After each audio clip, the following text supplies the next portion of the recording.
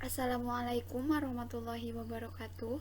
Perkenalkan, nama saya Desi Yustika Sari, NPM 182151051 dari jurusan Pendidikan Matematika Universitas Siliwangi. Di sini saya akan membacakan 10 ayat pertama dari surat Al-Kahfi, dan sebelum saya membacakan surat tersebut, saya akan sedikit menjelaskan tentang asbabun nuzul dari surat Al-Kahfi. Asbabun nuzul dari surat Al-Kahfi adalah, menurut riwayat, kaum Quraisy memerintahkan dua orang, mereka adalah Uqbah bin Abi Mu'id dan An-Nadar bin Al-Hairis, untuk menyelidiki tentang kenabian Nabi Muhammad SAW dengan cara menanyakan kepada pendeta-pendeta Yahudi tentang sifat-sifat beliau, apa yang dikatakan, dan lain-lain. Orang Quraisy percaya bahwa pendeta Yahudi adalah orang yang berilmu, tahu tentang isi kitab terdahulu dan tanda-tanda lahirnya seorang nabi. Al-Kisah, berangkatlah Uqbah bin Abi Mu'id dan An-Nadar bin Al-Hairis ke Madinah, dan mereka berjumpa dengan pendeta Yahudi. Ternyata benar, pendeta Yahudi mengkabarkan berita seperti yang mereka harapkan. Pendeta Yahudi berkata, tanyakanlah kepada Muhammad mengenai 3 hal. Jika ia mampu menjawab, maka ia merupakan nabi yang benar diutus. Sebaliknya, jika ia tak mampu menjawabnya, ia hanyalah orang yang mengaku-ngaku sebagai nabi.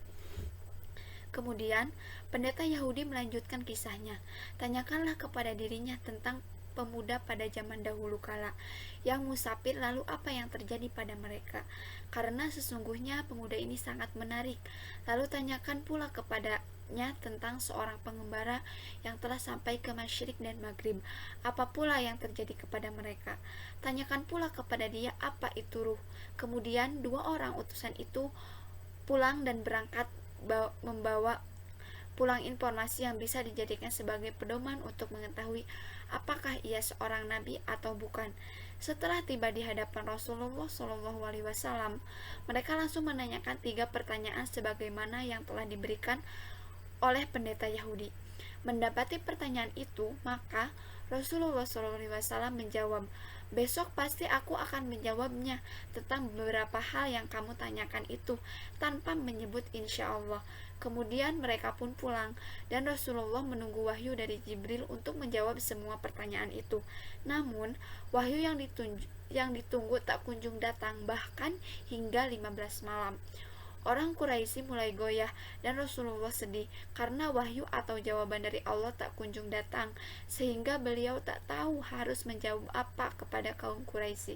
Namun, pada malam berikutnya, Jibril turun membawa wahyu, yaitu Quran surat Al-Kahfi ayat 6, yang di dalamnya menegur atas kemurungan Rasulullah SAW dan menerangkan tentang pemuda Al-Kahfi pada ayat 9 sampai 26, seorang pengembara pada ayat 83 sampai 101, dan tentang roh pada surat Al-Isra ayat 85.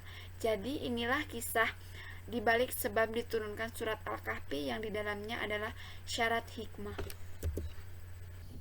Selain itu, surat Al-Kahfi juga menceritakan beberapa kisah yang dijadikan hikmah dan pembelajaran bagi umat Islam, yakni kisah 7 pemuda Ashabul Kahfi, kisah Nabi Musa alaihissalam dengan Nabi Khidir, dan juga kisah Zulkarnain dengan Ya'juj Ma'juj.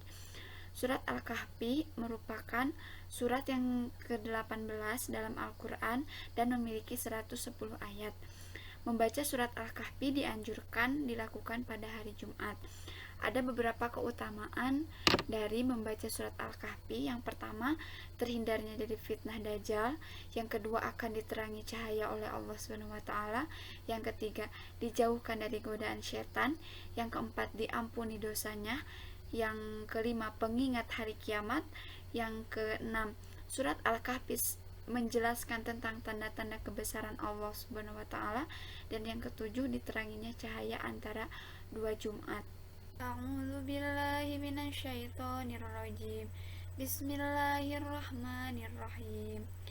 Alhamdulillahilladzi anzala ala 'abdihi kitaba wa lam yaj'al lahu 'iwaja. Qayyiman liyunzira ba'san syadidan min ladunhu wa yubashshiral mu'minin. mu'minina alladzina ya'maluna sholihati anna lahum ajran hasana makithina fihi abada wa yunziru alladzina qalu ittakhadallahu walada ma lahum bihi min ilmin wala li abaihim kaburat kalimatan tahruju min afwahihim yaquluna illa kadhiba fala'allaka bakhi'un nafsaka ala atharihim illam yu'minu bihadzal hadisi asafa inna ja'alna ma'alal ardi jinatan laha linabluwahum ayyuhum ahsanu amala wa inna laja'iluna ma'alaiha sa'idan juruja am hasibta anna ashabal kahfi wa raqimi kanu min ayatina ajaba id awal fityatu ilal kahfi faqalu rabbana atina min ladunka rahmatan wa hayyi lana min amrina rasyada. Shadaqallahul azim.